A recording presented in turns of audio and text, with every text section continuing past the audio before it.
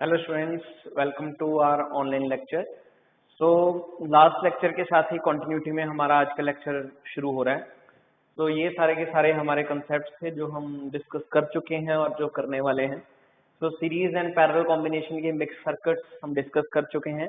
उम्मीद करता हूँ कि आपने नोट्स में से और भी क्वेश्चंस प्रैक्टिस किए होंगे हमारी बुकलेट में से। सेकेंड, व्हीटस्टोन ब्रिज हम डिस्कस कर चुके हैं, खास टाइप का सर्किट जहाँ पे डायगोनल कैपेसिटर हमने कैंसिल करना होता है, वो हमारा डिस्कस हो चुका है। आज भी डिस्कस होगा किसी न किसी बहाने। सो अब आज का जो हमारा टास्क है, आज हमने सीखने हैं रीअरेंजमेंट कंसेप्ट, सर्किट्स को रीअरेंज करके उनको सॉल्व करना। दूसरा, बाईपास कंसेप्ट, कुछ ऐसे कैपेसिटर्स, एक तो व्हीटस्टोन ब्रिज के सहारे कैंसिल होने वाले थे, कुछ बाईपास कंसेप्ट कि वो कैपेसिटर हम कंसीडर कर ही ना, सर्किट है एक, उसमें से एक वायर बिल्कुल ही डिलीट कर दें, बाईपास हो जाए, मतलब क्या है, शॉर्टकट तरीका सॉल्व करने का। तीसरा है, अगर सर्किट्स इनफाइनाइट में लगे हों, इन्फिनिटी में अगर सर्किट्स लगे हों, उनको सॉल्व कैसे करना है। तो आज ये तीन कॉन्सेप्ट्स हम कंप्लीट करने वाले हैं और इसके साथ हमारे कैपेसिटर्स के सारे जो कॉन्सेप्ट्स हैं, टाइप्स हैं, वो डिस्कस हो जाएंगे। तो चलिए, सबसे पहला रीअरेंजमेंट कॉन्सेप्ट का सर्किट किस प्रकार का बन सकता है। तो मान लीजिए हमारे पास कैपेसिटर आ गया, एक सर्किट बन गया, वो कुछ इस तरह से है। सर्किट की पहचान भी आप कर सकते हो कि अगर ऐसे सर्किट्स आ जाएं तो वहां पे हमेशा रीअरेंजमेंट का कंसेप्ट ही लग सकता है।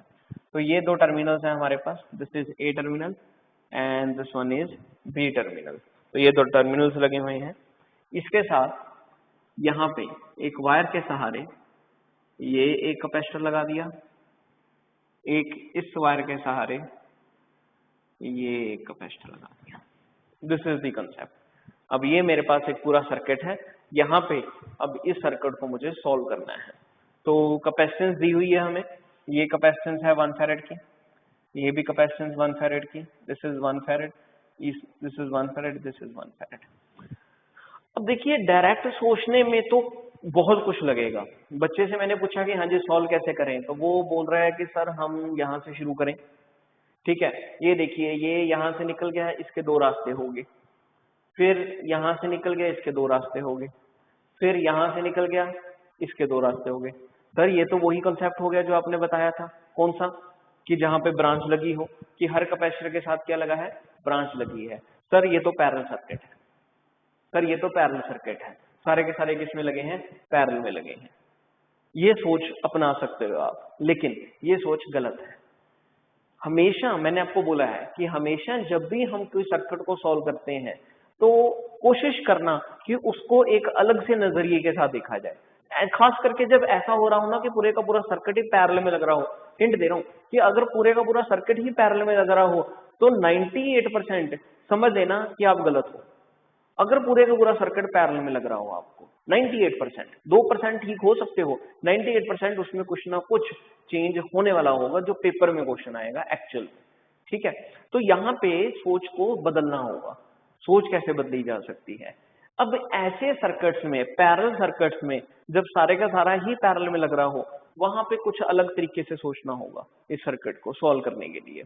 वो क्या, अब देखिए कि मैं ऑब्जर्वेशन कर रहा हूं एक बड़ी खास तरह की, कि जैसे सिमिलर तरीके से ये दोनों कैपेसिटर लगे हैं, let me give the number also, this is 1 number, this is 2 number, this is 3, this is 5 and this one is 6. Okay, so I can say that this is 4, this is 5, 5 capacitor है। तो हुआ क्या कि जैसे 1 और 2 capacitor लगे हैं वैसे ही 4 and 5 लगे हैं, जैसे सिमिलर तरीके से 1 and 2 लगे हैं वैसे ही 4 and 5 लगे हैं। ओके, अब जो सेंटर वाला कैपेसिटर है वो डायरेक्ट या इनडायरेक्ट 1 और 2 के साथ भी कनेक्टेड है, 4 और 5 के साथ भी कनेक्टेड है। देख रहे हो आप कि जो थर्ड नंबर कैपेसिटर है, ये देखिए, ये इसका कनेक्शन 1 के साथ भी है, ये थर्ड कैपेसिटर का कनेक्शन 5th के साथ भी है। अब 1 जो है ऑलरेडी किसके साथ कनेक्टेड है, 2 के साथ, 5th किसके साथ कनेक्टेड है, 4 के साथ। मतलब डायरेक्ट भी कनेक्टेड है और इनडायरेक्ट भी, वो दोनों 4 कैपेसिटर के साथ ये थर्ड नंबर कैपेसिटर कनेक्टेड है। अब ऐसा कोई पैटर्न सोचना है, ऐसा कोई सर्किट सोचना है जहां पे ये काम हो रहा हो। अब इसको यानी कि फिर से दिमाग लगाकर रीअरेंज करने की कोशिश करते हैं कि जो थर्ड नंबर कैपेसिटर है वो ये दोनों के और ये दोनों के किस पे है, सेंटर पे है। क्योंकि ये कि मैंने कैसे सोचा कि अगर ये कैपेसिटर है मेरे पास, ये कैपेसिटर 4 कैपेसिटर के साथ कनेक्टेड कैसे हो सकता है, ये कैपेसिटर को अगर मैंने 4 कैपेसिटर के साथ कनेक्ट करना हो तो कैसे कर सकता हूँ। तो क्या सोचूंगा कि ये एक कैपेसिटर कनेक्ट किया, ये एक कैपेसिटर कनेक्ट कर दिया, फिर इसके साथ ये वाला कैपेसिटर कनेक्ट हुआ, ये कनेक्ट कर दिया। यही एक तरीका है कि एक सेंटर वाला कैपेसिटर 4 के साथ कनेक्ट हो, और तो कोई वे है नहीं। तो मैंने भी यहाँ पे यही सोचा कि ये जो सेंटर पे लगा है कैपेसिटर, इसको मैं क्या कर दूं, रीअरेंज कर दूं। क्या करूं, ये थर्ड नंबर कैपेसिटर को मैं सेंटर में ही रखता हूँ, ये जैसे लगा है इसको वैसे ही लगे रहने देते हैं। ये मैंने जैसे लगा था वैसे ही लगा हुआ है, इसमें मैंने कोई चेंज नहीं की। थर्ड नंबर कैपेसिटर मैंने ऐसे ही रखा। नो, अब थर्ड के साथ किस किस की वायर अटैच है, थर्ड के साथ वायर अटैच है 5th नंबर की, थर्ड के साथ वायर अटैच है 1 नंबर की, लेकिन दोनों ही आगे की 2 कैपेसिटर के साथ अटैच है, ये भूलना मत। चलो, ये थर्ड नंबर कैपेसिटर था, थर्ड के साथ एक वायर अटैच है किसकी, मान लीजिए ये 1 नंबर कैपेसिटर है, और थर्ड के साथ ही दूसरे हिस्से पे किसकी अटैच है, इसकी। ये कौन सा कैपेसिटर है, this is 5th number capacitor. Third के साथ जो 2 कैपेसिटर्स अटैच थे, थर्ड के साथ एक तो ये 1 अटैच है, ये 5 अटैच है, तो 1 भी कनेक्ट कर दिया और 5 भी, ये ऐसे कनेक्ट हो गया। अब ये सोचो कि 2 किसके साथ कनेक्टेड है, 2 आगे कनेक्टेड है 1 के साथ, और भूलना मत इन दोनों के साथ क्या लगा हुआ है, एक ए नंबर टर्मिनल लगा हुआ है। चलो 1 को कनेक्ट कर देते हैं किसके साथ, 2 के साथ, ये कर दिया 2 के साथ कनेक्टेड, ये 2 नंबर यानी कि मैंने 1 के साथ कनेक्ट कर दिया, और दोनों के साथ क्या लगा हुआ है, टर्मिनल लगा हुआ है, ये मैंने ड्रॉ कर दिया टर्मिनल, ये हो गया। ठीक है, फिर दूसरी ओर आ जाइए, दूसरा कौन सा है, 4 नंबर कैपेसिटर।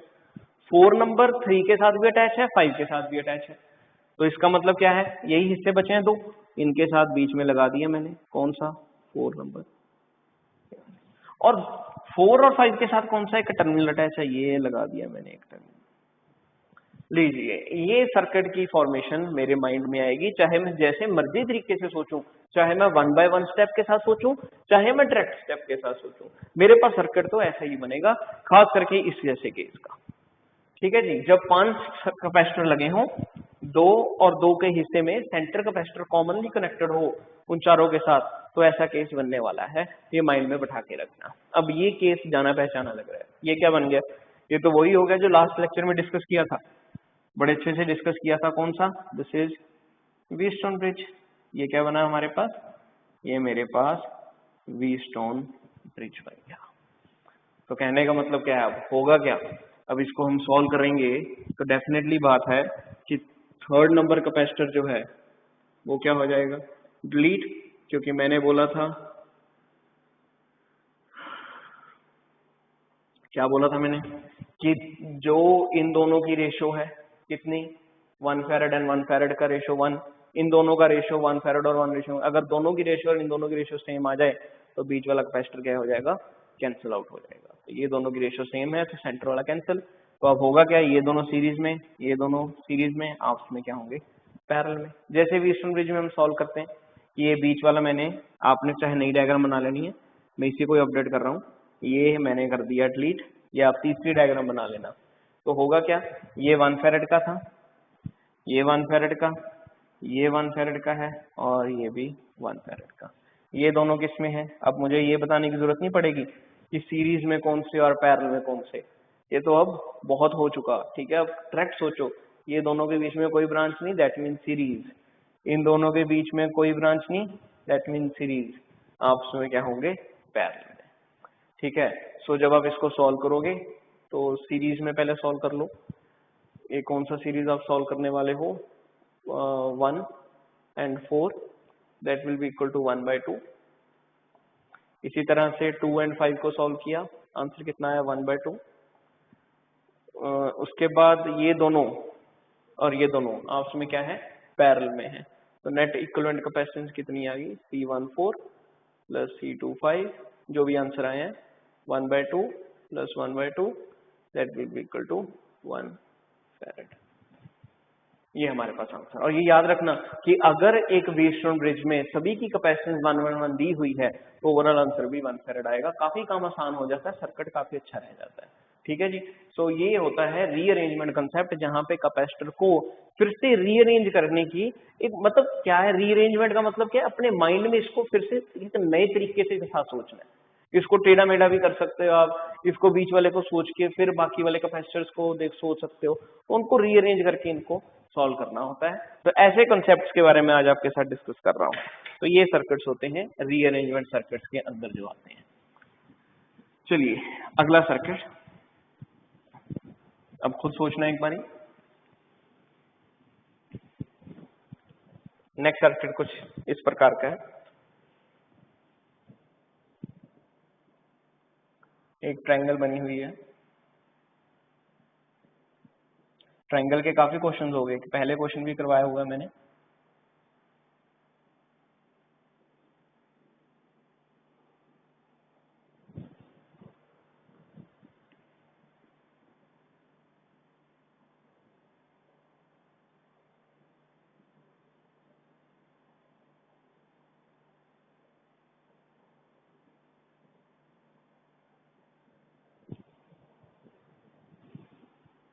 ध्यान रखना ये यहाँ पे टर्मिनल लगा हुआ है। पहले क्वेश्चन में क्या होता था कि टर्मिनल कहीं और लगा होता था, यहाँ पे टर्मिनल लगा हुआ है और सभी की कैपेसिटेंस 1 फैराड है। सभी की कैपेसिटेंस 1 फैराड है। Let's give it the name also. This is 1, this is 2, this is 3, this is 4, 5 and 6। ये हमारे पास सर्किट है जी। अब हमसे पूछा गया है कि इस सर्किट की इक्विवेलेंट कैपेसिटेंस बताइए क्या है।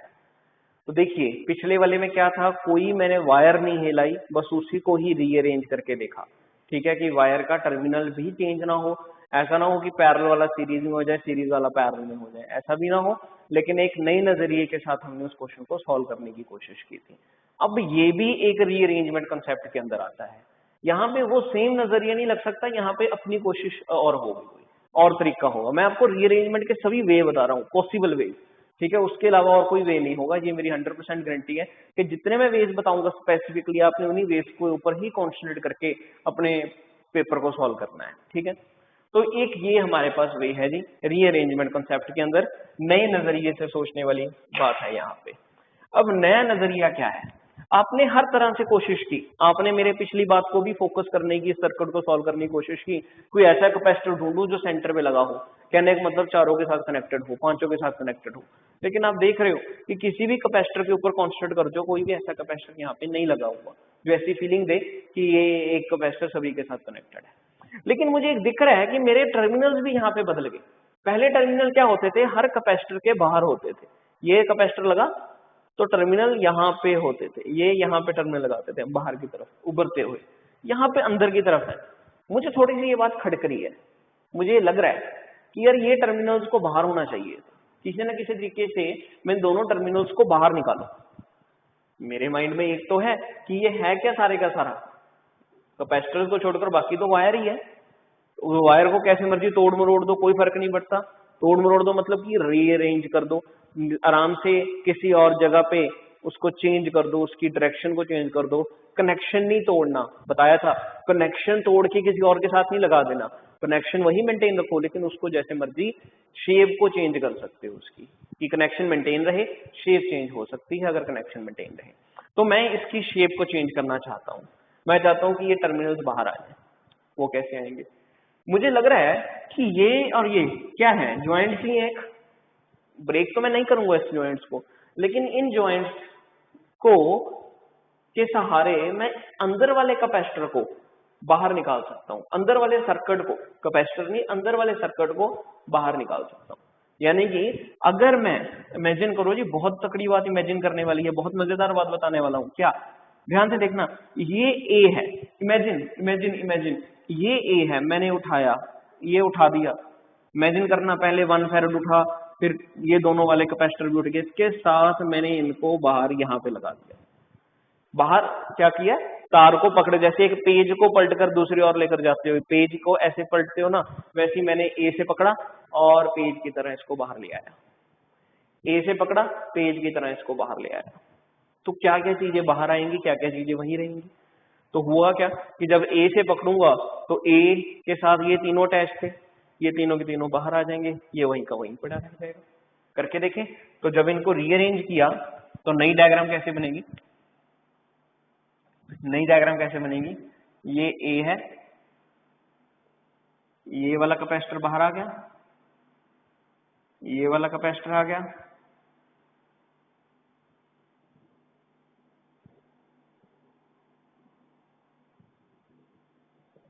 ये बाहर आ गई, ठीक है, ये वहीं का वहीं लगा रहेगा,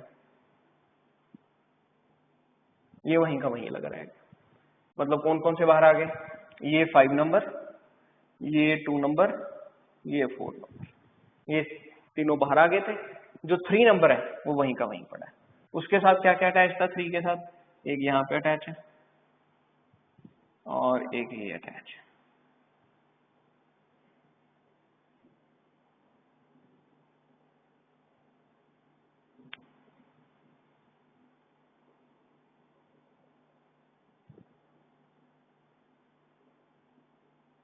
और बी को भी मैंने आराम से पकड़कर बाहर निकाल दिया। ए के साथ तो काफी कुछ लगा था तो सारा कुछ गया, बी तो अकेली वायर ही थी, मैं बात, ये मेरे पास सर्किट बचा। उसके बाद समझ आया जी। तो इतना करने के बाद अब आगे बढ़ना है। अब आगे मैंने सोचा कि ये सर्किट अब कैसा हुआ कि एक तो ये 3 लगा हुआ है, ये कौन कौन से बाहर, ये 1 है, ये 6 है, ओके।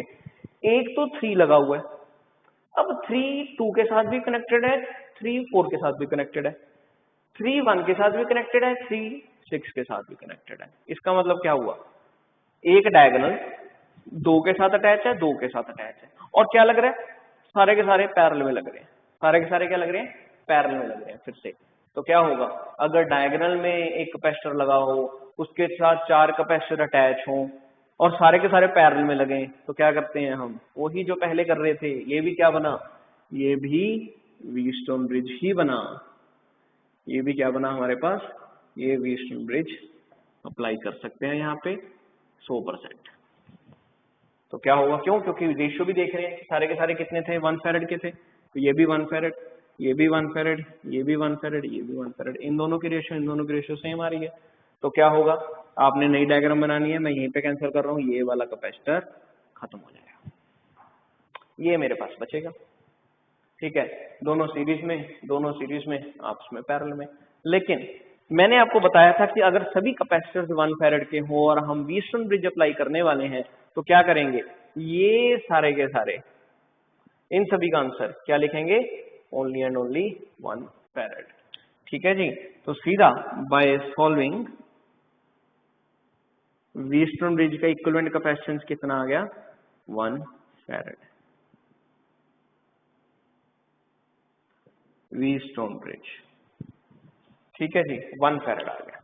अब नई डायग्राम क्या क्या हुआ फिर, एक तो पहली पड़ा था, ए के साथ अटैच था कैपेसिटर, वो भी 1 फैरेड का, एक मैंने सॉल्व किया अभी, वो भी कितने का, 1 फैरेड का, और इस तरफ क्या लगा था, बी, इन सभी की 1 फैरेड कैपेसिटेंस चाहिए। अब ये और ये सारे का सारा सर्किट क्या बन गया, 1 फैरेड का, दोनों किसमें है, फिर से सीरीज में। तो आंसर कितना आएगा, सी नेट इक्विवेलेंट कितना आएगा, दोनों सीरीज में, that will be equal to 1/2 farad. अब वो काम छोटा हो गया कि 1 × 1 और 1 + 1, ऑब्वियसली पता है 1/2 होगा, तो सीधा मैंने बताया आपको 1/2 फैरेड आएगा। ये किसको है, सिर्फ व्हीटस्टोन ब्रिज को सॉल्व करके, ठीक है जी। तो इस तरह से रीअरेंजमेंट का हमारा सेकंड सर्किट भी सॉल्व हुआ, जहां पे सेंटर से पकड़कर हम इसको बाहर की तरफ खींच रहे हैं, और बाकी का जो बनेगा वो आपके लिए सरप्राइज होगा। वो देखो आप कि क्या बन सकता है। अगर तो व्हीटस्टोन ब्रिज की प्रॉपर्टी को ओबे कर रहे हैं कि सेंटर पे कैपेसिटर 4 और 4, बन गई बात, और सर्किट ये ऐसे ही आते हैं, ठीक है। इसी तरह का ही होगा। सोचना आपने कि अगर सेंटर में एक कैपेसिटर लगा है, चारों उसके इर्द गिर्द लगे हैं, तो कहीं ना कहीं वो व्हीटस्टोन ब्रिज बन सकता है कि नहीं। अगर बन सकता है तो जरूर बनाने की कोशिश करो, वो क्वेश्चन आपका बेहतर जाएगा, काफी अच्छा रहेगा वो क्वेश्चन। चलिए अगला क्वेश्चन सिंपल सा है, थोड़ा सा बाहर जाते हैं। हिंट दे रहा हूँ पहले ही कि व्हीटस्टोन ब्रिज के अलावा मैं एक क्वेश्चन करवा रहा हूँ, क्योंकि दोनों करे किए थे, दोनों में रीअरेंजमेंट करने पे व्हीटस्टोन ब्रिज ही बना। तीसरा नंबर बता रहा हूँ जी। तीसरे नंबर में क्या है, ये कुछ कैपेसिटर लगे हैं,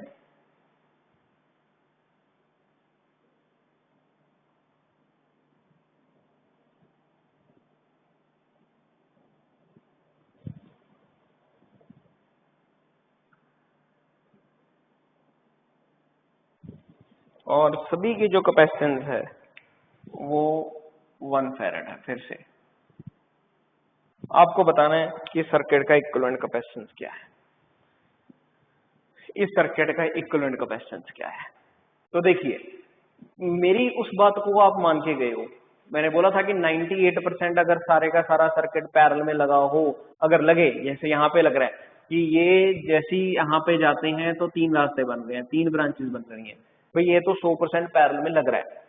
लेकिन सर ने बताया था कि 98% केसेस में अगर पैरेलल बन रहा हो तो सीधा डिसीजन नहीं लेना, सर्किट को तोड़ मरोड़ के देखना है कि वाकई में पैरेलल है, अगर कुछ और बनेगा तो बनाने की कोशिश करो।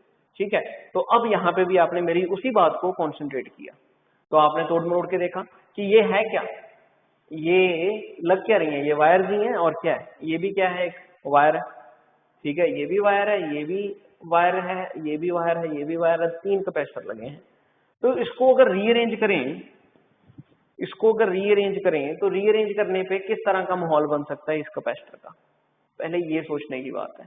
ठीक है, तो रीअरेंजमेंट करने पे ये ए टर्मिनल को मैंने बाहर निकाला, पहले तो यहीं से पकड़कर ए टर्मिनल जो है मैंने इमेजिन कर लिया कि बाहर आया, और ए टर्मिनल के बाहर आने पे यानी कि टर्मिनल की वायर अगर देखें तो बाकी के 3 कैपेसिटर किस प्रकार के होंगे, एक ये यहाँ पे लगा, एक यहाँ पे लगा, एक यहाँ पे लगा।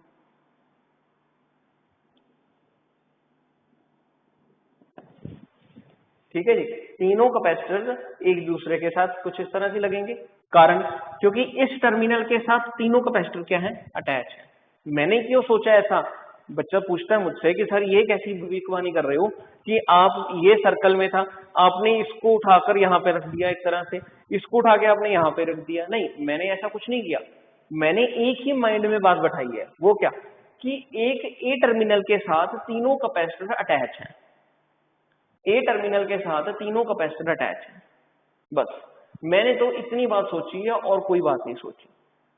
तो अब ए टर्मिनल के साथ तीनों कैपेसिटर कैसे अटैच हो सकते हैं, ऐसे ही हो सकते हैं, और तो कोई वे है नहीं, तो मैंने इस तरह से अटैच कर दिए। मैंने तो ओवरऑल सर्किट को मेंटेन करके चलना है। ठीक है, मुझे उससे कोई लेना देना नहीं कि उसकी शेप किस प्रकार की थी, शेप तो मैं नेग्लिजिबल करके चलता हूँ, मैं कैपेसिटर की प्लेट्स के ऊपर फोकस करूंगा कि उसकी प्लेट्स कैसे बिहेव कर रही हैं। तो ये कुछ ऐसे बिहेव कर रही थी, ये ए। तो अब बाकी क्या है, बाकी तो कुछ नहीं है, 3 कैपेसिटर ही थे, ऐसे लगे थे, दूसरी तरफ एक टर्मिनल लगा था भी, वो वायर दूसरी बाकी सारे हिस्से के साथ एक टर्मिनल लगा ही था। यानी कि वाकई में ये तीनों किस्में हैं। बताना क्या चाहता हूँ कि कुछ ऐसे सर्किट्स भी होते हैं जो लग रहे हैं कि हाँ जी जी रीअरेंज करके कुछ बनेगा, लेकिन रीअरेंज करके कुछ नहीं बनता, वही का वही रिजल्ट रहता है जो आप पहले सोचते हो। यानी कि इन तीनों कैपेसिटर में आपने क्या देखा कि पैरेलल में थे, सर्किट को रीअरेंज किया, फिर भी आंसर किसमें आया, पैरेलल में ही आया। ये तीनों कैपेसिटर किसमें होंगे, पैरेलल में ही होंगे। ठीक है जी, ये वो 2% वाला केस है जो हो सकता है कि जो आप देख रहे हो वही वाकई में हो रहा है, बाकी केसेस में जो आप देख रहे हो वो है नहीं, रीअरेंज करो आंसर आने शुरू हो जाएंगे। ठीक है, तो इस तरह के कैपेसिटर आपके काफी काम के हैं, इनको काफी मेंटेन करके चलना है, मान के चलना है कि ये हो।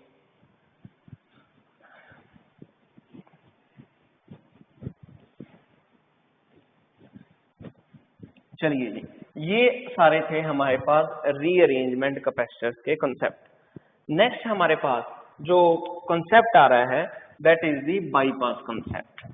अब हम करने जा रहे हैं हमारा last second concept that is the bypass concept. Bypass concept, bypass concept में क्या क्या बताना चाहता हूँ। बाईपास कॉन्सेप्ट में मैं आपको वो मेथड बता रहा हूँ जहां पे कैपेसिटर कैंसिल भी हो सकता है। बाईपास कॉन्सेप्ट में कैपेसिटर को कैंसिल करने की जरूरत भी पड़ सकती है, कैपेसिटर को निगलेक्ट करके आगे सॉल्व करने की भी जरूरत पड़ सकती है। तो ये कंसेप्ट के अंदर हम इसको एक स्पेशल टाइप के अंदर डाल रहे हैं, जो टाइप का नाम क्या है, बाईपास कंसेप्ट। होता क्या है यहाँ पे, देखिए मान लीजिए ये खास करके किन सर्किट्स में काम आएगी वो पहले देखते हैं। तो ये हमारा जो सर्किट है, this is the circuit number 4 which I am going to draw. बस कुछ नहीं है, एक 3 कैपेसिटर्स मैंने ज्वाइन किए, दैट्स इट। ठीक है जी। अब हुआ क्या, इन तीनों कैपेसिटर्स के साथ ये यहाँ पे एक वायर लगी हुई है, ये टर्मिनल ए है, ये टर्मिनल बी है। मुझसे पूछा जाता है इक्विवेलेंट कैपेसिटेंस बताइए क्या है। अब इक्विवेलेंट कैपेसिटेंस कितनी होगी, अच्छा हर एक कैपेसिटर की वैल्यू भी है हमारे पास, 1 farad 1 farad 1 farad. Now what we will do, अब देखिए बच्चा तो फिर से वही बात ही है, कॉमन बात ही है कि ये देख रहा है कि यहाँ पे ब्रांच लगी है सर, यहाँ पे ब्रांच लगी है सर, ये तीनों पैरेलल में है। मुझे तो लग रहा है पूरा प्रॉपर लग रहा है सर 100%। अब तो आप कुछ भी कर नहीं सकते इनको, सर क्या रेंज करोगे, इनको तोड़ो मरोड़ोगे सर, अब भी वही बनेंगे। हो ही नहीं सकता कि ये पैरेलल में ना हो। मैं कब बोल रहा हूँ नहीं होंगे, हो सकते हैं, लेकिन थोड़ा सा और सोचो। क्या ये एक वायर है, मेरे माइंड में ये खड़क रही है, ये कहीं ना कहीं वायर, ये फालतू क्यों लगाई है, इसका कोई मोटिव है कि बस कुछ नहीं, वैसी एक तार है, फालतू तार है। अब देखा जाए कि मैंने सोचा कि इस वायर के साथ क्या लगा हुआ है, ये एक कैपेसिटर लगा हुआ है। Let me give the numbering also, ये कौन सा है, ये 1 नंबर, ये 2 नंबर, ये 3 नंबर। 1 और 3 तो मुझे सही लग रहे हैं, 2 पे मुझे शक है, तो 2 के ऊपर मैं फोकस कर रहा हूँ कि 2 कैपेसिटर जो है वो इस वायर के साथ, और 2 नंबर की दूसरी प्लेट भी सेम ही उसी वायर के साथ अटैच है। अब 2 की एक प्लेट भी उस वायर के साथ अटैच है, 2 की दूसरी प्लेट भी उस वायर के साथ अटैच है। अब यहाँ पे मेरा पहला कॉन्सेप्ट फिर से आपके साथ आता है कि अगर कैपेसिटर को चलाना है, अगर कैपेसिटर को वर्क करवाना है, या तो वो किसी पोटेंशियल के साथ अटैच हो, उसकी एक प्लेट एक पोटेंशियल के साथ, दूसरी प्लेट दूसरी पोटेंशियल के साथ, या वो क्या हो, वो कैपेसिटर किसी दूसरे कैपेसिटर के साथ अटैच हो डायरेक्टली, ताकि वो वहीं से एनर्जी ले सके और अपने आप को वर्क करवा सके। ये दो चीजें तो चाहिए ना, या तो कैपेसिटर को चलाने के लिए एक पोटेंशियल प्रोवाइड करनी पड़ेगी डायरेक्ट, या वो इनडायरेक्ट तरीके से पोटेंशियल लेगा कि एक ये वाला कैपेसिटर इससे भी एनर्जी लेकर काम करेगा, क्योंकि वो दोनों कैपेसिटर कॉमन पोटेंशियल के साथ अटैच थे। अब यहाँ पे क्या हो रहा है, इसकी एक प्लेट इस वायर के साथ अटैच है, इसकी दूसरी प्लेट भी उसी वायर के साथ अटैच है, तो यहाँ पे गड़बड़ होगी। मतलब इस कैपेसिटर को कोई दूसरे कैपेसिटर का सहारा नहीं मिल रहा, और ऑब्वियसली बात क्या हो रही है कि वो एक खाली वायर के साथ अटैच है। अब मैं रिजल्ट पे नहीं जाता डायरेक्ट, मुझे पता क्या करना चाहिए, लेकिन मैं रिजल्ट पे नहीं जाऊंगा। मैं एक और बात सोचता हूँ, चलिए मैं क्या सोचता हूँ कि मुझे पता है कि Q हमेशा किसके बराबर होता है, CV के बराबर होता है। मैं इस पॉइंट के ऊपर चार्ज सोचना चाहता हूँ कितना होगा, और मैं इस पॉइंट के ऊपर पोटेंशियल देखना चाहता हूँ, कैपेसिटेंस देखना चाहता हूँ कितना मिलेगा। अब इस पॉइंट के ऊपर चार्ज मान लीजिए Q है, कैपेसिटेंस इसके साथ अटैच है, ये कितना होगा C, तो Q इक्वल टू CV, तो मैं मान सकता हूँ कि पोटेंशियल भी क्या होगा, V होगा। C ये वाला 2 नंबर कैपेसिटर, Q कुछ ना कुछ है, ठीक है, चार्ज है, वो हमने कर दिया। चलिए अब दूसरी ओर आ जाइए, ये अटैच है सीधा डायरेक्ट, तो इसका मतलब चार्ज यहाँ से गया यहाँ पे आया, डायरेक्ट आए वहां पे आए, यानी कि एक बात तो क्लियर है कि जो चार्ज यहाँ पे है वही चार्ज यहाँ पे भी होगा।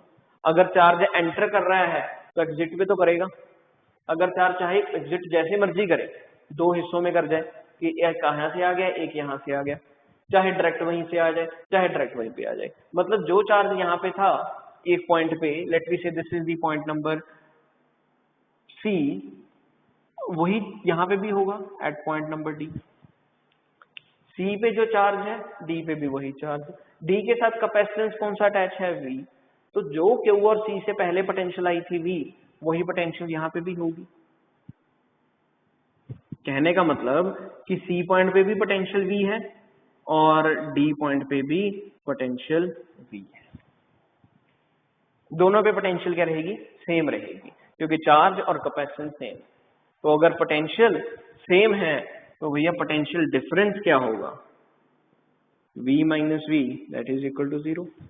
अगर पोटेंशियल डिफरेंस 0 है तो कैपेसिटर किस काम का, दैट मीन्स रिजल्ट क्या आया, रिजल्ट ये आया कि अगर एक कैपेसिटर एक खाली वायर के साथ अटैच हो, एक कैपेसिटर एक खाली वायर के साथ अटैच्ड हो प्रॉपरली, एक कैपेसिटर की पॉजिटिव प्लेट और नेगेटिव प्लेट दोनों ही एक खाली वायर के साथ अटैच हैं, तो वो कैपेसिटर की पोटेंशियल क्या रहेगी, हमेशा जीरो रहेगी। अगर पोटेंशियल जीरो तो आप लोग जानते हो कैपेसिटेंस भी क्या होगी, वो जीरो होगी, मतलब वो कैपेसिटर किसी काम का नहीं होगा, वो कैपेसिटर कोई काम नहीं करेगा क्योंकि उसकी पोटेंशियल जीरो है। दैट मीन्स अगर ऐसा सर्किट हो, मैं सब कुछ रब कर रहा हूँ, simple and study, simple and study rule क्या बन गया कि अगर एक कैपेसिटर के साथ एक खाली वायर अटैच है तो क्या होगा, ऑटोमेटिकली वो कैपेसिटर खत्म हो जाएगा। दूसरी डायग्राम बना लीजिए आप, मैंने यहीं पे रब कर दिया, ये कैपेसिटर क्या हो गया, खत्म हो गया, इसका कोई काम नहीं रहा। क्यों? क्योंकि V पोटेंशियल डिफरेंस इसकी क्या थी, जीरो, ऑटोमेटिकली वो कैपेसिटर किसी काम का नहीं है। ठीक है, अब सर्किट देखिए क्या अपना, अब सर्किट क्या है, ये यहाँ से चार्ज किया, यहाँ से चार्ज किया, यहाँ से चार्ज किया, कहने का मतलब इसकी नेगेटिव प्लेट इसके किसके साथ अटैच है, पॉजिटिव, क्योंकि ये तो वायर ही अब सीधी लग जाए, डायरेक्ट लगा दो, चाहे ऐसे लगी हो चाहे ऐसी लगी हो, कोई फर्क थोड़ी पड़ता है। बीच में कैपेसिटर था तब फर्क पड़ गया, लेकिन जब वो कैपेसिटर डिलीट हो गया फिर कोई फर्क नहीं पड़ता। ये क्या है, एक वायर है, सीधा कर दो प्रॉपर वायर बन जाएगी, सीधी हो जाएगी। तो दोनों किस में लगेंगे आपको, डेफिनेटली सीरीज में लगेंगे। तो आंसर कितना आएगा इसका, capacitance 1 and capacitor 3 are in series और capacitor number 2 is rejected, yeah, we can say that capacitor number 2 is removed because potential difference across it is 0। तो हुआ क्या, फिर इक्विवेलेंट कैपेसिटेंस कितनी आई, ये 1 number capacitor plus C1 into C3 over C1 plus C3, 1 into 1 over 1, answer कितना 1/2 farad. ठीक है जी, तो ये बाईपास कॉन्सेप्ट होता है कि इसमें अब क्या हुआ, बाईपास क्या हुआ, ये वाला, ये रास्ता बन गया। अब एक बीच वाला कैपेसिटर जो प्रॉब्लम क्रिएट कर रहा था दोनों के बीच में, जो लग रहा था कि यार ये पैरेलल में होंगे, वो सफाचट हो गया। क्यों? क्योंकि उसकी पोटेंशियल डिफरेंस, उसकी दोनों प्लेट्स एक ऐसी वायर के साथ अटैच थी जिसमें कोई चार्ज फ्लो नहीं हो रहा था, एक ऐसी वायर के साथ अटैच थी जिसमें अगर चार्ज फ्लो हो रहा है तो ओवरऑल पोटेंशियल क्या रह रही है, सेम रह रही है। लेकिन कैपेसिटर को वर्क करने के लिए कोई ना कोई पोटेंशियल डिफरेंस चाहिए। अगर जीरो पोटेंशियल डिफरेंस होगा तो वो कैपेसिटर वर्क नहीं करेगा, क्योंकि Q is equal to CV में V जो है प्रॉपर पोटेंशियल डिफरेंस के ऊपर डिपेंड करता है, या एक प्रॉपर उससे पोटेंशियल मिले। ठीक है, यहाँ पे नहीं मिल रही थी, दैट मीन्स वो कैपेसिटर हमने रिमूव कर दिया। अंडरस्टूड? तो ये कैपेसिटर्स में कंसेप्ट आता है बाईपास कंसेप्ट का। अब नेक्स्ट देखिए मेरा अगला सर्किट,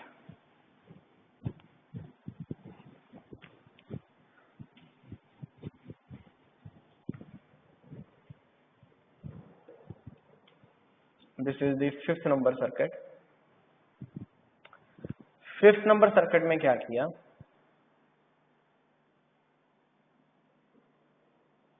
ये टोटल 5 कैपेसिटर्स हमने लगा दिए कुछ इस तरह से। ये पहले भी हो गया, ऐसी डायग्राम बनी थी, लेकिन जरूरी नहीं हर डायग्राम का आंसर सेम ही हो, कुछ ना कुछ फर्क हर में रहता ही है।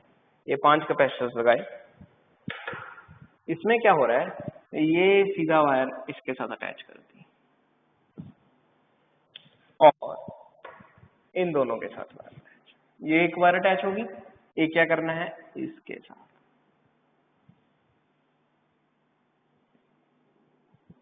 ये टर्मिनल B और ये टर्मिनल A, ये कॉन्सेप्ट है। ठीक है जी, तो ये अब सर्किट को आपने सॉल्व करना है। कैसे करोगे ये सोचना है। इसका क्या है, ये 1 फैरेड, ये 1 फैरेड, ये 1 फैरेड, ये 1 फैरेड, ये 1 फैरेड। इसकी नेमिंग दे देते हैं, this is 1, this is 2, this is 3, this is 4, this is 5। 5 capacitor हैं, वायर के अरेंजमेंट के अकॉर्डिंगली सोचना है। तो सोचिए, अब करने की कोशिश करिए। कि कैसे करोगे आप। 1 मिनट के लिए वीडियो पॉज कर दीजिए, सोचिए कि कैसे होगा ये, तभी फायदा होगा जी, तभी आपको पता लगेगा अगर आप करके देखोगे। अगर ऐसे ही आप देखते रहोगे तो कोई फायदा नहीं होगा, वो एक फिल्म की तरह लगेगा आपको कि मूवी है 1 घंटे की, खत्म होगी और कैपेसिटेंस खत्म हो गया। प्रैक्टिस करोगे तभी बात बनेगी। और सारे के सारे एक्स्ट्रा ऑर्डिनरी कैपेसिटर करवा रहा हूं मैं, जो काफी एक्स्ट्रा है, ठीक है, ताकि बेस आपका मैं तैयार कर चुका हूं। एक्स्ट्रा और कौन कौन से कैपेसिटर्स आपको प्रॉब्लम क्रिएट कर सकते हैं जान पहचान वाले, वो उसके बारे में मैं बता रहा हूं।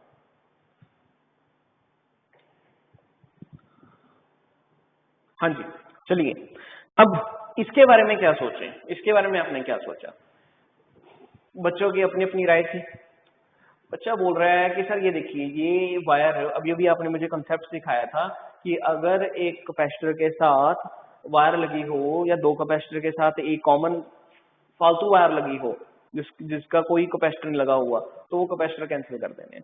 सर आप ये भी कैंसिल कर दो, सर आप ये भी कैंसिल कर दो। डेफिनेटली, क्यों? क्योंकि इसके साथ ये वायर एक फालतू लगी हुई है, ऑटोमेटिकली पोटेंशियल डिफरेंस चेंज हो जाएगा। पर ऐसा नहीं होने वाला, कारण इन दोनों के बीच में भी एक वायर आ रही है जो उसको करंट पास करके देगी, वो खुद चार्ज को बाईपास होने देगी।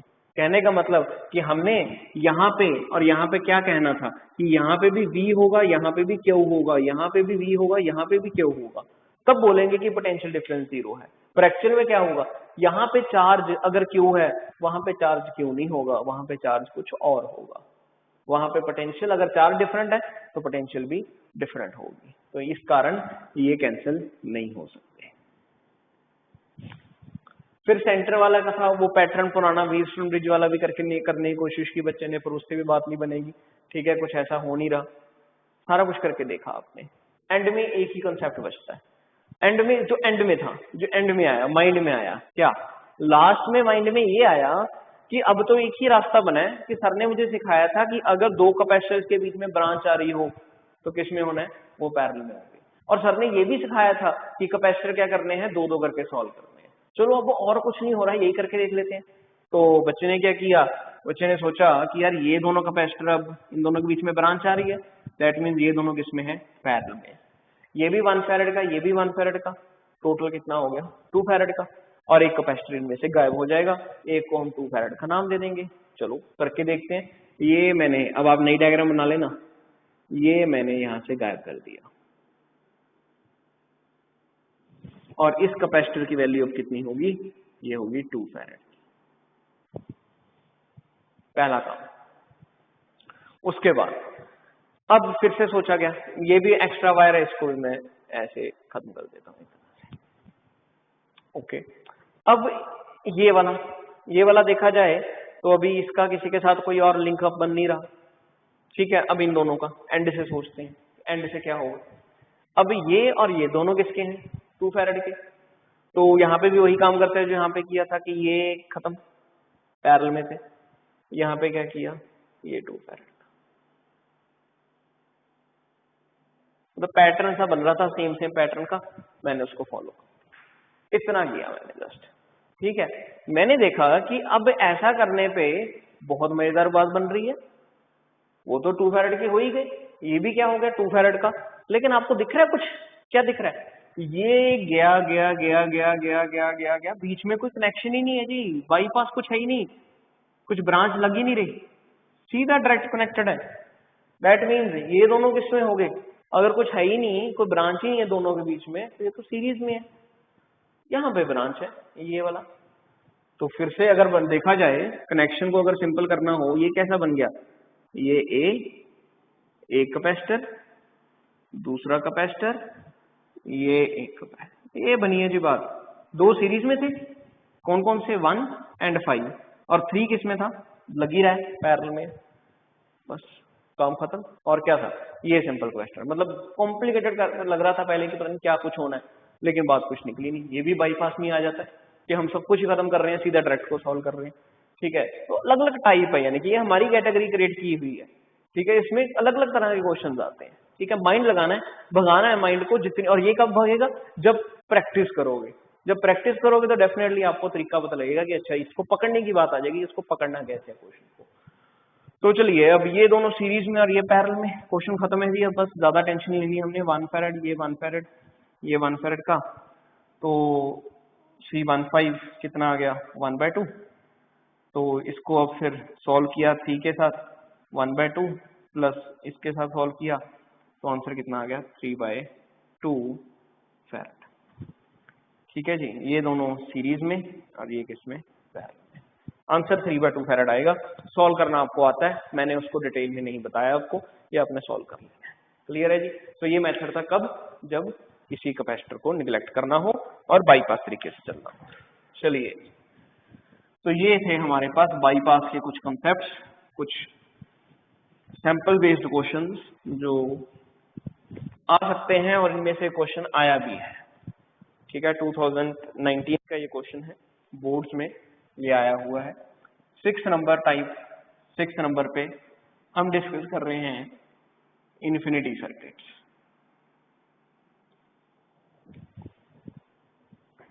इन्फिनिटी सर्किट्स, ठीक है जी, कि इन्फिनिटी में अगर सर्किट्स लगे हों उनको सॉल्व कैसे करना है। तो ये लास्ट हमारा बच जाता है सर्किट्स की फॉर्मेशन में। ठीक है, तो इन्फिनिटी सर्किट्स को ऑब्जर्व करते हैं कि इन्फिनिटी के सर्किट कैसे आएंगे। देखिए, इन्फिनिटी में एक सर्किट बना रहा हूं मैं आपके सामने।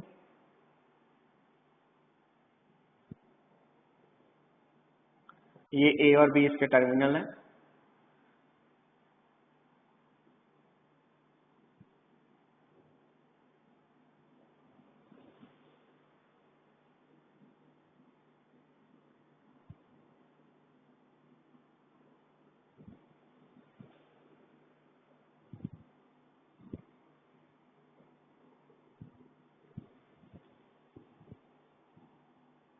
ये सर्किट है, ठीक है, मतलब ये चलता जा रहा है, ये एक सर्किट है हमारे पास और ये चलता जा रहा है इसी तरह से। इन्फिनिटी साइन लगा दिया, मतलब ये सर्किट का कॉम्बिनेशन सेम इसी तरह से चलता जाएगा आगे की तरफ।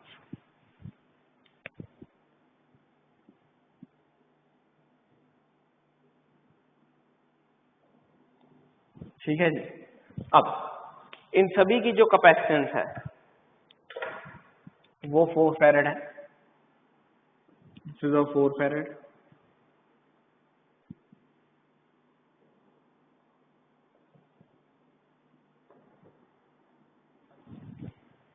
और नंबरिंग भी दे देते हैं।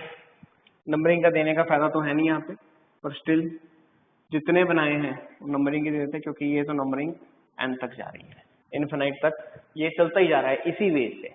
इन्फिनिटी सर्किट्स की एक खास बात है कि जो इनके कॉम्बिनेशन होते हैं, जो इनका पैटर्न होता है वो हमेशा सेम होता है। बाकी बात है कि जो पैटर्न के साथ ये चल रहा है, जैसा पैटर्न देख रहे हो ना, वही पैटर्न के साथ ये आगे बढ़ता जा रहा है। इसका कोई और कॉम्बिनेशन नहीं बन सकता, इसका पैटर्न इन्फिनिटी में यही बनेगा। पकड़ना आसान है कि जो टाइप में आज सिखाने वाला हूँ इन्फिनिटी सर्किट को सॉल्व करने के लिए, वो आने वाले क्वेश्चंस में उसी तरह से इंप्लीमेंट होगा। अगर आपने मेरी ये बात समझ ली तो आने वाले क्वेश्चन सारे के सारे बढ़िया डिस्कस हो सकते हैं। ठीक है, चलिए, अब इन्फिनिटी सर्किट्स में जो हम कंसेप्ट यूज करते हैं, इन्फिनिटी सर्किट्स को हम एक और नाम भी दे देते हैं, that is called stamp based question. Stamping question बोलते हैं हम इसको, स्टैंपिंग क्वेश्चंस। जो इन्फिनिटी सर्किट्स हैं वो किसके ऊपर बेस्ड हैं, स्टैंप बेस्ड क्वेश्चंस के ऊपर डिपेंड है। स्टैंप मतलब यहाँ पे आप देख रहे हो कि एक प्रॉपर पैटर्न फॉलो हो रहा है। प्रॉपर पैटर्न का कि ये कैपेसिटर, ये कैपेसिटर, ये कैपेसिटर एक हो गया। अब यही पैटर्न फिर से रिपीट हो रहा है, यही पैटर्न फिर से रिपीट, यही वाला एक, इसके साथ ये वाला, फिर यही पैटर्न फिर से रिपीट हो रहा है, ये वाला, फिर यही पैटर्न फिर से रिपीट हो रहा है। बार बार यही पैटर्न रिपीट होता जा रहा है। जैसे एक स्टैंप नहीं लगती, वैसी वो स्टैंप लगती जा रही है। ठीक है, ये एक स्टैंप यहाँ पे लगी, फिर दूसरी, फिर तीसरी, फिर चौथी। ठीक है जी, इस कारण हम इसको क्या बोलते हैं, इसको हम स्टैंपिंग बेस्ड क्वेश्चन बोलते हैं। अब इन क्वेश्चंस की खास बात क्या है, इन क्वेश्चंस में हमने ये भी ऑब्जर्वेशन करनी होती है कि पैटर्न स्पेसिफिक प्रकार का है भी या अलग अलग तरह का, कि ये यहाँ पे कैपेसिटर लगा था, यहाँ पे लगा नहीं, यहाँ पे लगा, ऐसा। अगर ऐसा हो रहा है तो इन्फिनिटी सर्किट्स की फॉर्म में, यानी कि उस मेथड में सॉल्व नहीं हो सकता। ठीक है जी। तो ये मतलब कि प्रॉपर पैटर्न ही होगा तभी इंफिनिटी सर्किट सॉल्व हो सकते हैं, स्टैम्प बेस्ड क्वेश्चन लग सकते हैं। तो अब यहाँ पे हमने करना क्या है, सबसे पहला काम हम ये मान के चलेंगे कि इस सारे कैपेसिटर्स को सॉल्व करके जो नेट कैपेसिटेंस आएगी वो एक्स आएगी। क्या करना है कि जो n कैपेसिटर्स लगे हैं इसको छोड़कर, 4 फैरेड के कैपेसिटर्स को छोड़कर जितने भी कैपेसिटर लगे हैं उन सभी की कैपेसिटेंस कितनी है, वो x है। ठीक है, अभी जितने ये यहाँ ये बोलो कि जो आप यहाँ पे लिख भी सकते हो कि let equivalent capacitance of circuit is x लीजिए। मतलब अब वो उसका भी रहना, मतलब 4 को भी इंक्लूड कर लो, सारे के सारे की कैपेसिटेंस कितनी आई, x आई। सारे कैपेसिटेंस की, सारे सर्किट की कैपेसिटेंस कितनी आ रही है, x आ रही है। होगी बात यहाँ पे। चलिए इतनी बात माइंड में बैठा के रखनी है। नो, अब जो मैंने आपको बात पहले बताई है स्टैंप लगने वाली, कि यहाँ पे हम क्या ऑब्जर्व कर रहे हैं कि एक स्टैंप लग रही है। तो जो पैटर्न स्टैंपिंग में सेम चल रहा है आप उसी पैटर्न को बनाइए, यानी कि जो स्टैंप आपने लगानी है, रिपीट करनी है, आप वो बना दीजिए। तो आपने वो बनानी शुरू की कि टर्मिनल से शुरू करते हैं, यहाँ पे टर्मिनल लगे हैं, तो यहाँ पे एक कैपेसिटर, ये स्टैंप है जी। अब ये लगाते जाओ आगे आगे, यही लगाते जाओ, चलती जाएगी। तो ये क्या बन गया हमारे लिए, एक स्टैंप बन गई, यानी कि इतना पोर्शन हमारा क्या है, ये एक स्टैंप है, ये स्टैंप है। अब ये रिपीट होती जाएगी, इसको आगे लगा दूंगा, फिर आगे आगे आगे, तो ये पैटर्न सेम फॉलो होता जाएगा। तो पहले काम क्या करना है कि जो एक पैटर्न स्पेसिफिक फॉलो हो रहा है उस पैटर्न को ड्रॉ कर दीजिए। तो वो पैटर्न मैंने यहाँ पे ड्रॉ कर दिया। नाउ इस पैटर्न की वैल्यू लिख दीजिए, ये 4 फैरेड का, ये भी 4 फैरेड का, और ये भी 4 फैरेड का। नाउ अगर मैं आपको ये बोल रहा हूं कि इस पूरे इन्फिनिट सर्किट की कैपेसिटेंस x है, दैट मीन्स कि अगर हम ये ऑब्जर्व करके चलें कि ये 1 फिर 2 फिर 3 जितने भी आ रहे हैं उन सभी की कैपेसिटेंस क्या आती जा रही है, x आती जा रही है। सारे के सारे की कैपेसिटेंस कितनी आ रही है, x आ रही है। तो अगर ये इतनी ब्रैकेट छोड़ दें, ये छोड़ दें, अगर इतना जो स्टैंप है प्रॉपर जो मैंने ड्रॉ किया फिर से, अगर उतनी स्टैंप को छोड़ दिया जाए तो बाकी की जो आएगी उसकी कैपेसिटेंस भी क्या आएगी, उसकी कैपेसिटेंस भी x ही आएगी 100%। अब जो सर्किट की कैपेसिटेंस है कितनी, x, वही कैपेसिटेंस जितने मैं स्टैंप्स लगाता जाऊंगा उनकी कैपेसिटेंस आती जाएगी। वही कैपेसिटेंस किसकी होगी, x की, और वो भी इन्फिनाइट ही है, वो भी इन्फिनाइट है, उनकी भी कैपेसिटेंस x। तो पूरे इन्फिनाइट सर्किट की भी कैपेसिटेंस क्या होगी, x होगी। दोनों में कोई फर्क नहीं है। तो इसका मतलब कि ये जो मैं सॉल्व करके उनको, ये इस ब्रैकेट, ये सर्कल को छोड़कर बाकियों को जो मैं सॉल्व करूंगा, सॉल्व करके बाद एक कैपेसिटर बचेगा, ये कैपेसिटर की कैपेसिटेंस क्या आएगी, x आएगी। ये समझाना चाहता हूं कि इसको छोड़कर जितने बाकी के हैं उन सभी की कैपेसिटेंस कितनी है, x है। That's it. इतना काम आपको करना है। 2 बातें बताई, कौन कौन सी, नेट आंसर भी x, और दूसरा काम क्या, जो बाकी के कैपेसिटर थे उनकी भी कैपेसिटेंस क्या है, x। किसको छोड़कर, इस ये स्टैंप को छोड़कर। पहली स्टैंप रख लो, बाकी सारी की सारी को क्या नाम दे दो, x का नाम दे दो, कि उनकी कैपेसिटेंस भी x होगी और ये नेट कैपेसिटेंस ओवरऑल सर्किट की भी x होगी। क्लियर है जी। तो इतनी बात अगर आपको क्लियर होगी तो क्वेश्चन आपका कंप्लीट है। अब क्या करना है, जो सर्किट आपके पास है ये, इसको सॉल्व करना है। ये सॉल्व कैसे हो सकता है, आप देख सकते हो ये दोनों पैरेलल में है, ये दोनों पैरेलल में है। तो इसके बाद एक और बन सकता है कि अगर मैं इसी को अपडेट कर देता हूँ, अगर ये दोनों पैरेलल में हैं तो एक x था दूसरा 4 था, इसका मतलब ये कैपेसिटर कितने का बन जाएगा, ये 4x का बन जाएगा, ये 4x का बन गया। अब देखा गया कि ये दोनों किस में हो गए, सीरीज में, इसका आंसर इसके साथ क्या है, पैरेलल में। मैं इकट्ठे ही सॉल्व कर रहा हूँ। कैसे कैसे, इक्विवेलेंट कैपेसिटेंस, ये दोनों सीरीज में 4 × 4x ओवर 4 + 4x, जो आंसर आएगा वो इसके साथ क्या है, पैरेलल में, और ये कैपेसिटेंस कितने का है, 4 का। मैं फिर से रिपीट कर रहा हूँ, ये दोनों सीरीज में जो आंसर आएगा वो इसके साथ क्या है, पैरेलल में। तो सीरीज भी सॉल्व कर लिया और पैरेलल भी सॉल्व कर लिया। स्टैंपिंग मेरी बन गई थी, वो मैंने फॉलो अप की है। और इक्विवेलेंट कैपेसिटेंस पूरे सर्किट की क्या लेट करके चला हूं, let equivalent capacitance of circuit is x। इसका मतलब ये भी आंसर कितना है, x है। ये ट्रिक है बच्चे, ये ट्रिक है कि पूरे कैपेसिटर की कैपेसिटेंस भी x है और जो स्टैंप को छोड़कर बाकी सर्किट था उसकी कैपेसिटेंस भी x है। तो ये छोटा सा ट्रिक फॉलो कर लो, ये होता है हमेशा, ये आंसर सेम ही आएगा दोनों का।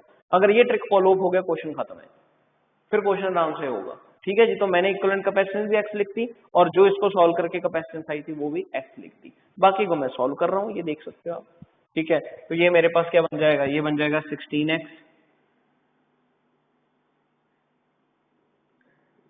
4 + 4x + 4। अब इसका एलसीएम लेना है।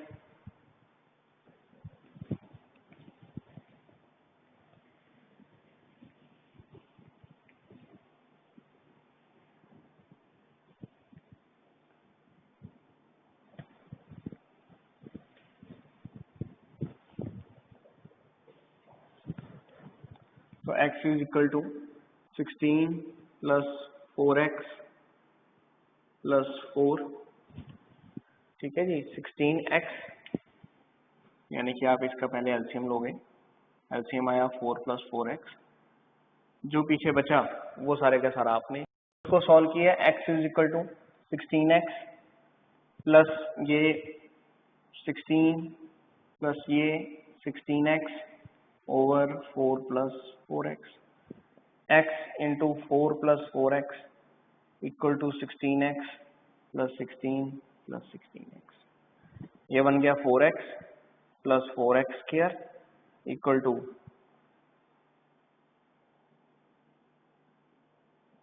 32x + 16। ये बन गया हमारे पास 4x² + 4x - 32x + 16 equal to 0। 4x² - 28x + 16 equal to 0। ठीक है जी, अगर चाहो तो कॉमन भी निकाल सकते हो। 4 कॉमन निकल गया तो क्या बचा, x² 7x + 4 इक्वल टू 0। तो फाइनल क्या बनी हमारे पास, एक इक्वेशन बन गई x² - 7x + 4 इक्वल टू 0। और ये कौन सी इक्वेशन बन गई, ये बन गई हमारे पास क्वाड्रेटिक इक्वेशन। बस जी, यहां से आप क्या निकालोगे, क्वाड्रेटिक इक्वेशन को सॉल्व करके आप यहां से क्या निकालोगे, x, जो x आएगा वो क्या होगी आपके पास, इक्विवेलेंट कैपेसिटेंस होगी। तो इस तरह से हम क्या करते हैं, इनफाइनाइट सर्किट्स को सॉल्व करते हैं, क्या निकालने के लिए, इक्विवेलेंट कैपेसिटेंस को निकालने के लिए। क्लियर है बच्चों। सो ये हमारे पास कैपेसिटेंस का कंसेप्ट था जो हमारा कंप्लीट हो चुका है। अब मल्टीपल सर्किट्स की असाइनमेंट आपके पास जल्दी ही मिलने वाली है, उनको सॉल्व कीजिए, फिर हम इंटरेक्ट करेंगे कि उनके अगर आपके कोई डाउट्स हैं। बड़ा मजेदार कंसेप्ट है। अब ऐसा ही नेक्स्ट कंसेप्ट हम चलते जाएंगे, और भी कुछ कंसेप्ट्स हैं जो कैपेसिटर्स के अंदर डिस्कस करने वाले हैं। सो नेक्स्ट लेक्चर में मिलेंगे, उन कंसेप्ट्स को डिस्कस